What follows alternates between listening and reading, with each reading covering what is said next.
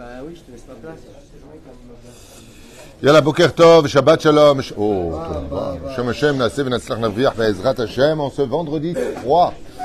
Vendredi 3. Eh oui, du mois de février. Et dans 2 jours, c'est l'anniversaire de mon épouse. Que Dieu la bénisse, elle et son mari. Toi aussi, c'est ton anniversaire? Le 5. Hamsha Alik. Quel âge ça te fait? Toi, tu as au moins 80 ans. Ah, ta femme aussi, la pauvre. En tout cas, aujourd'hui, on est le 3 février et le 12 du mois de Shvat. On a 2 shiurim ce matin. Un sur le Rabbi Lubavitch sur Tu Bishvat, le secret des arbres. On va voir ce que ça donne. Et on en a un autre sur la paracha de la semaine qui vaut vraiment le détour d'être écouté et entendu. Be'ezrat Hashem Itbarach. Alors, en ce vendredi 3 février, shiur pour le premier shiur, donc Marilyn Halimi, qui nous a acheté ce shiur, que Dieu la bénisse, elle et toute sa famille, pour l'Askara de son père, Pinchas Bernard Ben Mesaouda, Be'ezrat Hashem, ainsi que une réussite spirituelle et matérielle pour sa fille, Yona Myriam Bat, donc Marilyn Sarah Mesaouda, ainsi que pour son mari, Dan Ben Yolen, et tous leurs enfants, Alon, Abraham et Eli, Sarah-Lyn. Voilà. Bracha v'atzlacha, yiratzon que le mérite de cette étude, Yemalekol Mishalot Libech Labodato de Barach, et que l'âme de votre papa, Pinchas Bernard Ben Mesaouda, It'ale bigdusha uvtaora be'olamot ha'elyonim, Kemochen, Gisèle Banzal Batzipora, Roland Sion Ben Miriam, Mordechai Gérard Yosef Ben Israël, Eliane Sassia Bat Hnina, Esther Bat Miriam, épouse Cohen Salmon, Vchedj Ben Fortuné, Patricia Ralet Bat, Zeira Roa Hashem Tenachena, Megan Aiden, Elion, Bechol Hashomim, Mam. Oufouach Shelema, Refoua Tenefesh, Oufouach Tagouf, Laïchat, Slomarat, Sarah Bat Sassia, à qui on souhaite vraiment un S et un bon rétablissement. Lachem Tovim, Moratimi, Saratan Lebat Miriam, Esther Achaya, Roucham Esther Bat Rivka, Jean-Luc Shlomo Ben Zeira, Mir Ben Rotsoufan, Jean Myriam Bat Sarah, Eric Shoabat Ben. Pourquoi Eric Shoabat? Chai Ben Arlet Koukan Osir Rachel Bat Silvet Gezala, Chaya Bat Sarah, Yitzhak Ben Sassi, Sarah Chaya Bat Malka, Asher Moshe Ben Jami, Vechen, Georges Mesaouda Ben, Mesaoud, Ben Esther Ben Naïm, et tous ceux qu'on ne connaît pas, bien entendu, une très grande réussite à Tzachah, Barbacha Bechom Aseadechem. Je rappellerai que la semaine prochaine, il n'y aura pas de cours le matin, parce que je suis absent une petite semaine, Be'ezrat Hashem. Mais par contre, vous avez juste à rattraper 5000 cours qui vous attendent, dont au moins 18 sur Tu Bishvat, pour ceux qui veulent regarder, ou les parachas de la semaine, ou du Moussar, ou ce que vous voulez. Peu importe, en tout cas, il n'y a pas de quoi s'ennuyer sur le site. On commence tout de suite notre première étude sur un Mahamar très intéressant de la paracha de la semaine. 2 questions énormes sont à poser dans cette paracha. La première, paracha donc qui s'appelle Shabbat Shira, c'est le Shabbat des chants, c'est le Shabbat des oiseaux, des Rechagav. Il y avait des minagim de donner des miettes de pain aux oiseaux, après Shabbat ou avant Shabbat, en l'honneur du Shabbat Shira, car quand Aman, oh, tu me diras, c'est la même race, comment il s'appelle non, juste un instant. Amalek apparaît à la fin. Quand je dis non pour Amalek, ne rajoute pas Amalek. Je dis non. Des fois, tu sais que tu poses des questions à des gens à table, et là tu dis rouge, non, c'est pas la couleur. Et l'autre à côté, rouge. Tu dis non, c'est pas ça. Et l'autre à côté, rouge. Tu te demandes s'il y a. C'est pas paro des fois, non, je vais parler de Datan et Aviram, voilà, Datan et Aviram, qui vont distribuer, qui vont jeter par terre des grains de manne pour faire croire aux enfants d'Israël que la Torah de Moshe était fausse et que la manne tombait aussi le Shabbat. Et qu'est-ce qu'ont fait les oiseaux? Ils sont venus picorer immédiatement la manne pour pas qu'on les trouve et pas qu'on ait un chilou Hashem. Voilà, donc une grande kidusha pour les oiseaux, Be'ezrat Hashem, pour ce Shabbat Kodesh, Shabbat Shira. Très important de chanter particulièrement pour ce Shabbat aussi des Rechagav. Et on se verra aussi pour Shabbat Kodesh, pour notre shiur hebdomadaire de la paracha de la semaine. En attendant, on a vu ensemble 10 plaies plus incroyables les unes que les autres, qui vont en ascension vers la dernière plaie qui finit en beauté, Makat Bechorot, la plaie des premiers-nés, où, malgré le fait que les Égyptiens se soient arrangés pour essayer d'être éviter de trouver, se cacher dans les maisons des Hébreux, Akadosh Baruch Hu, et non pas l'ange, a distingué les bons des mauvais, et l'Égypte a été frappée. On sort du pays d'Égypte, parce que Dieu le promet à Abraham, Yitzhak et Yaakov, pour nous emmener sur la terre d'Eretz Israël. Et là, on se heurte à quelque chose qui demande réflexion. Surtout que, si vous vous rappelez bien, depuis Maaseh Bereshit, Akadosh Baruch Hu avait convenu avec l'ange de l'océan, de la mer Rouge, vous préférez, qu'elle s'ouvrira pour les enfants d'Israël. On arrive devant la mer Rouge et Moshe n'arrive pas à ouvrir la mer. La mer ne s'ouvre pas. Rabbi Yehuda Tzadka alav Shalom donne 2 raisons à cela. La première raison qu'il donne est que, comme on peut le constater dans la Gemara avec Rabbi Pinchas ben Yair, avec Eliyahu Hanavi, avec Elisha, avec Yoshua bin Nun, qui eux-mêmes vont réussir à ouvrir la mer, plutôt des fleuves, comment se fait-il que eux, en 2 mots pour Rabbi Pinchas ben Yair, Bepashtout, Rabbi Pinchas ben Yair, Rabotai, il vient pour libérer un juif qui est fait prisonnier. Ouais. Il vient pour traverser le fleuve, pour éviter de faire 3 jours, pour vite le libérer, il ordonne à l'ange du fleuve d'ouvrir le fleuve et qui passe à pied sec. L'ange refuse, il lui dit, si tu ne m'obéis pas, je jure devant Dieu que je décréterai sur toi que plus une seule goutte d'eau passera par ton fleuve.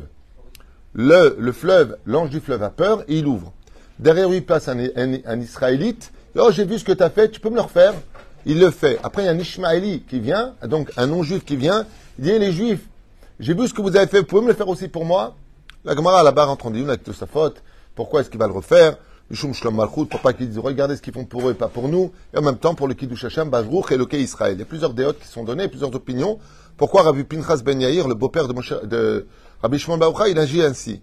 Mais Rabbi Yehuda Tzadka, il dit, Anilo Mevin, pour ça, pour aller libérer un juif, tu ouvres facilement, et pour un peuple qui attend de passer pour aller prendre la Torah et rentrer en Israël, tu n'ouvres pas.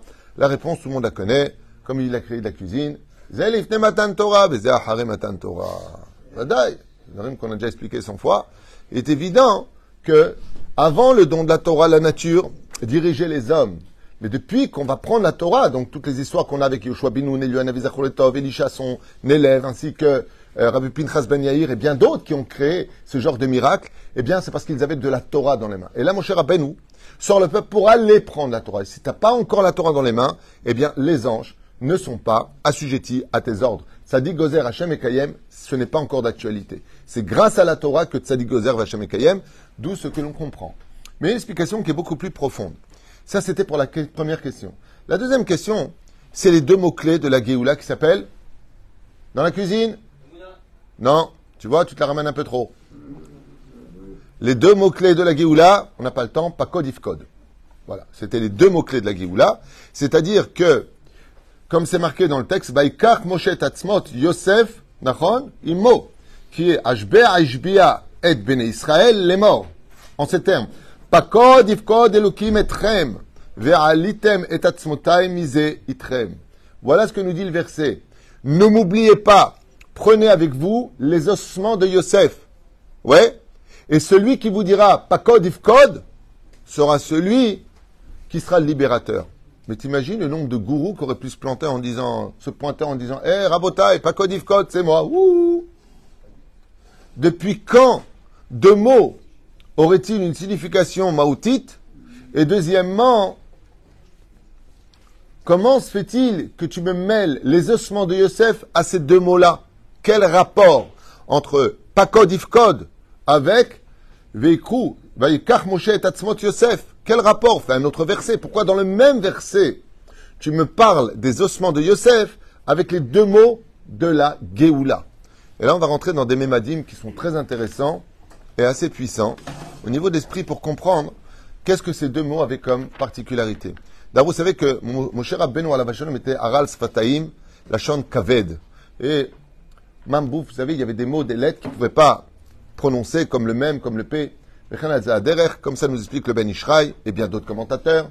Donc le mot Pakod Ifkod, il ne pouvait pas bien le prononcer. Pour te faire comprendre que c'est Dafka, celui qui ne pouvait pas les dire, qui va avoir le miracle de les dire. Il y a plusieurs déotes. Il y en a qui disent qu'il n'a pas pu le dire, qu'il a prononcé sans les lettres qu'il aurait pu dire, et que c'est aux enfants d'Israël qui ont dit ce mot-là. En fin de compte, comme si c'était une clé, et non pas celui qui annonçait la libération. Tov, il y a plusieurs déotes dans ce domaine.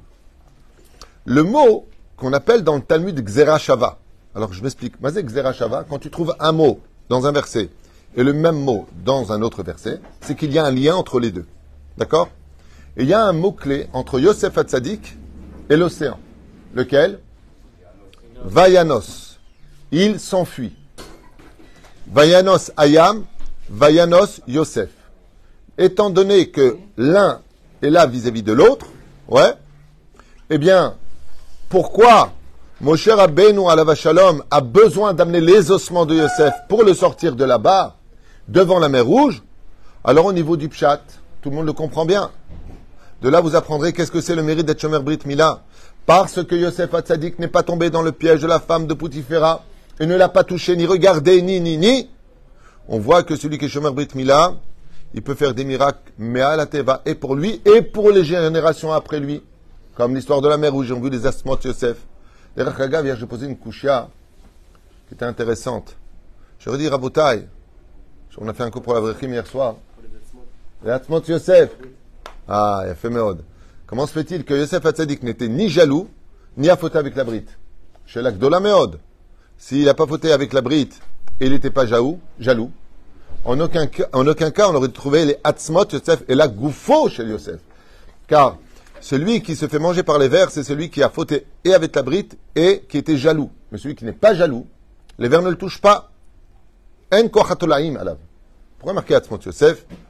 Alors, Atchouva est mamash מאוד yafa, parce que Yosef a fauté vis-à-vis du Kibboud Avaim.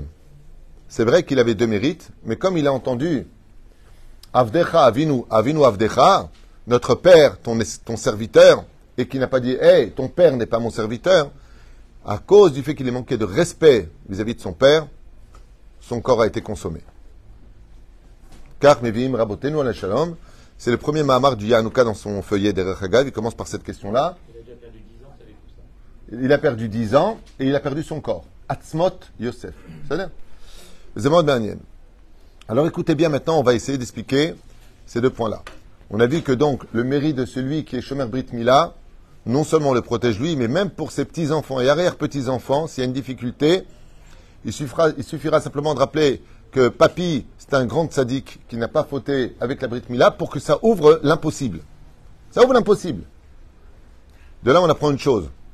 On a dit pour Rabbi Pinchas Ben Yair qu'il a ouvert 3 fois le fleuve parce qu'il avait la Torah. Et quand on a vu les ossements de Yosef, c'est avant la Torah. Mikan, celui qui est Shomer Brit Mila, Shakul Keneged Tariag Mitzvot. Celui qui est Shomer Brit Mila, il est l'équivalent du Har Sinaï. Mais faut alomededze. Ah, si tu dis que c'est avant la Torah et après la Torah, alors dans ce cas-là, que tu fais des ossements de Yosef, c'est avant la Torah. Mais la reine, celui qui a le mérite de protéger ses yeux, de ne pas fauter avec la Brit Mila, Shakul Keneged, Kol HaTorah Sheba Torah. Kol HaMizot Sheba Torah. Maintenant, on va rentrer dans le vif du sujet, à partager une étude qui va beaucoup vous plaire, professeur, mon cher ami. Le Da'at Zekenim, il dit Mazé Pakod Ifkod. Le mot Pkuda, ça veut dire quoi en hébreu? Une ordonnance. Pakod Ifkod.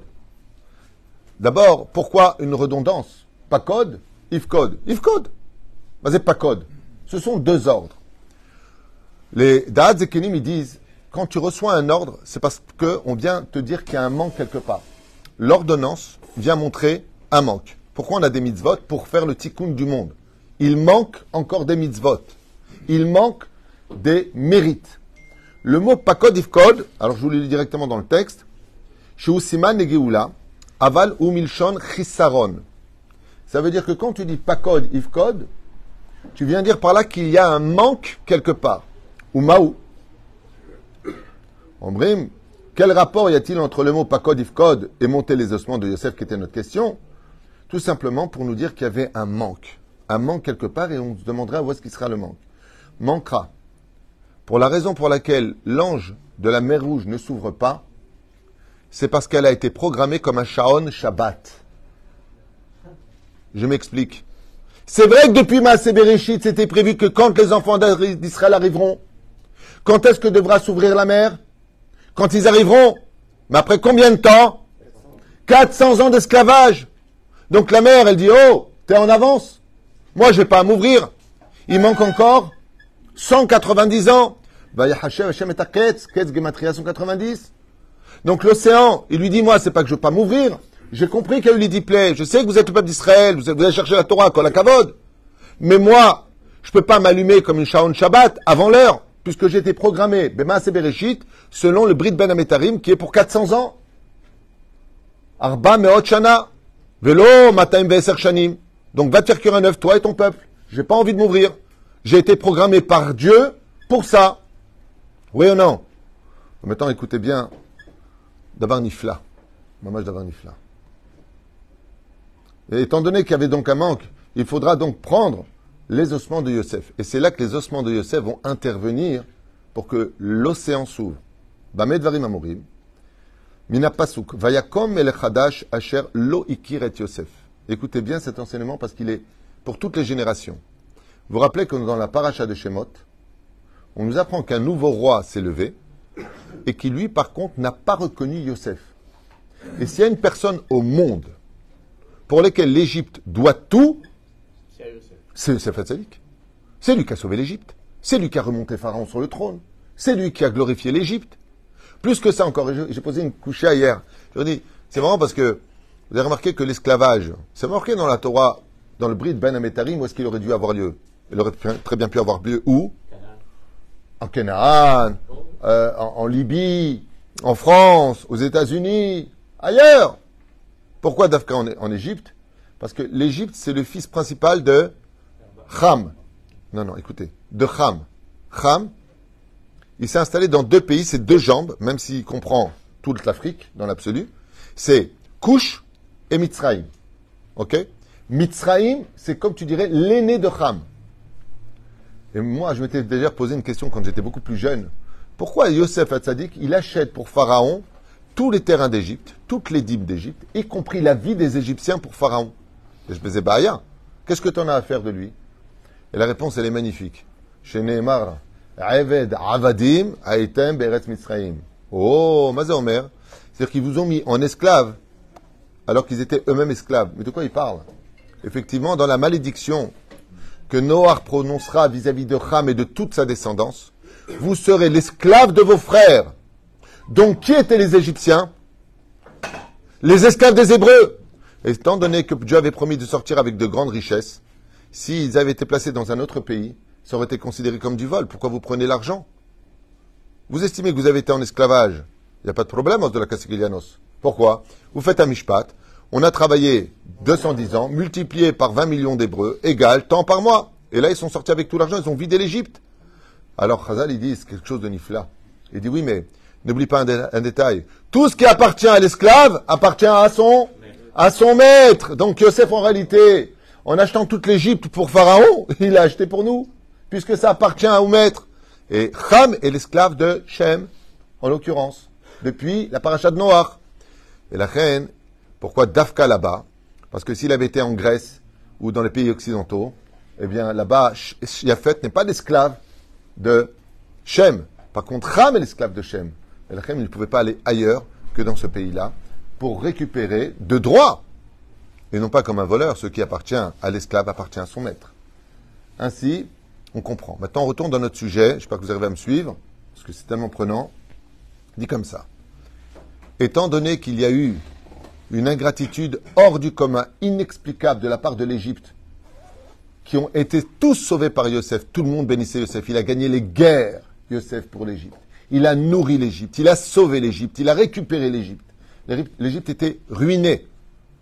Mikan Yatsa, écoutez bien, avec tout ce qu'a fait Yosef Hatzadik pour l'Égypte, alors que les Égyptiens glorifiaient Yosef, que tout le monde reconnaît qu'il lui devait tous sa vie, l'ingratitude a créé à Yosef et au peuple d'Israël, les Atmos Yosef, une ogmat nefesh. Ils lui ont volé un droit d'honneur qui lui avait été pris. Bête, ils les ont mis en esclavage. Qu'est-ce qu'on a dit? Pas code if code. C'est des ordres. Ça vient montrer deux manques. Qu'est-ce qui manquait à Yosef? La gratitude qu'il lui devait tous. Deuxième chose, pourquoi est-ce que Yosef, il est venu avec ses ossements? Parce qu'ils ont frappé les corps des Hébreux. Ce qui fait que les Hébreux, quand ils étaient en esclavage, ils ont été frappés et au niveau de l'âme et au niveau du corps. Pourquoi? Parce que quand ils travaillaient dans la boue, les Hébreux, ils disaient, mais tu te rends compte, c'est grâce à Yosef que l'Égypte existe. Ils avaient ogmat nefesh, c'est-à-dire préjudice moral, et en même temps recevaient des coups, préjudice physique. Au niveau du nefesh, au niveau de l'âme, ils ont été frappés. D'où les deux mots, pas code, ifkod. Pas code pour l'âme, ifkod pour le corps.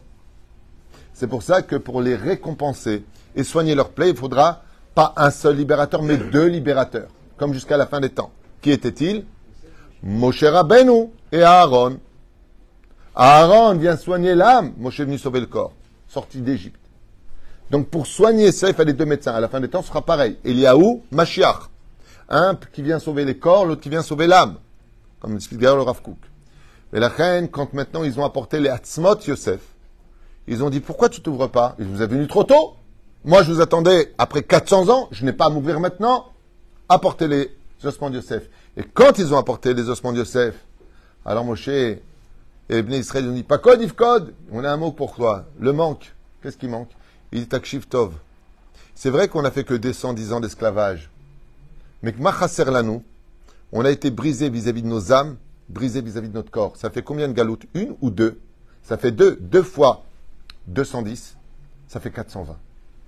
Il lui dit, toi, tu veux pas t'ouvrir parce que tu dis qu'il manque 190 ans, mais tu es en retard. Pourquoi?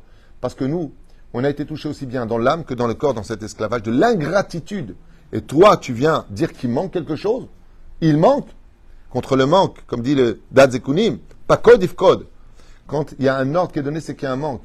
Les enfants d'Israël ont donné le code pour leur dire, mais qu'est-ce que tu es en train de nous dire qu'il manque encore 190 ans? Puisque au niveau de l'âme et au niveau du corps, on a été fracassés. Où est la gratitude de l'Égypte? Et toi, tu veux continuer l'ingratitude qu'eux, ils ont fait. Tu veux considérer notre manque, alors que c'est eux qui ont commencé avec cela. Tout de suite, la mer s'est ouverte. Les Akasher Hadouk entre les ossements de Yosef et le miracle de la mer rouge. Karmevim, Rabotenu, la Machalom, à la réparation de Bereshit, c'est ouvert. Qu'est-ce que j'ai marqué après?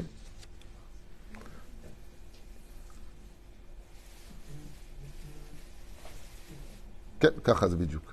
420 en tout. Est-ce que les 420 ne combleraient-ils pas, au niveau physique et nafshi, les préjudices que nous avons subis?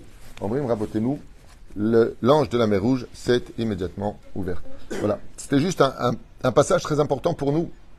Parce que on apprendra que la Géoula, si elle ne vient pas, c'est parce qu'il manque quelque chose. Et le manque qu'on a eu, pas code if code, Bezrat Hashem, c'est ce qui doit être complémenté. C'est-à-dire que Mashiach est vraiment à nos portes, et c'est à nous de compléter le manque. Aujourd'hui, nous avons deux manques. Pareil. Shmirat Shabbat Kilchata, Ve'ardut Be'am Israël.